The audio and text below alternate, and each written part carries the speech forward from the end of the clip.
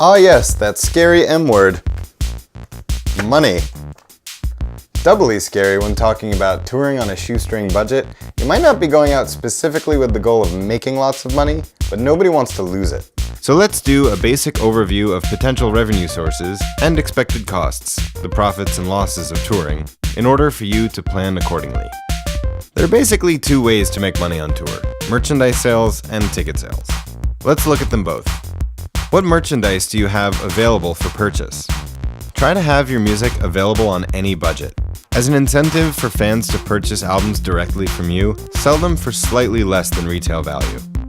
Cassette tapes should basically be dirt cheap, unless they're rare or special for any reason. Give away song downloads for free, create package deals, and get creative with presentation too.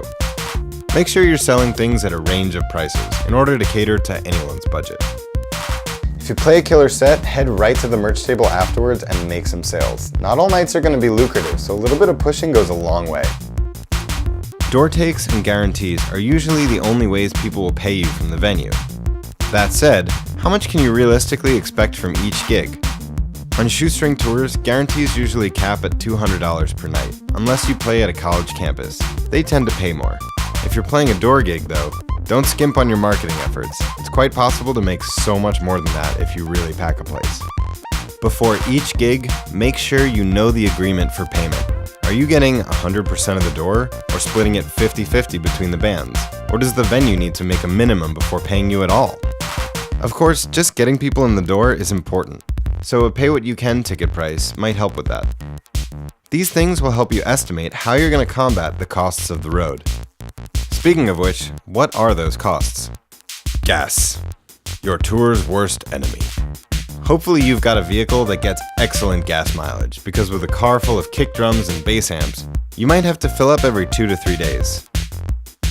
Lodging.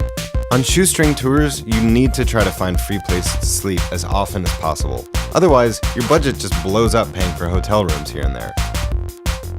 Merch. Your merchandise costs money up front.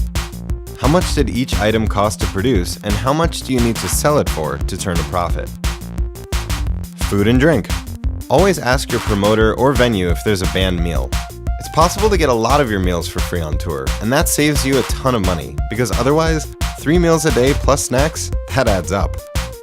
Surprise costs. Mini golf on the side of the highway, Elvis memorabilia, last-minute guitar repairs, and van tune-ups. These things happen. Try to factor some wiggle room into your budget so that you can feel free to dive into local activities. Inevitably, there are many more ways to spend money on tour than make it, so get a bit crafty finding income sources wherever you can.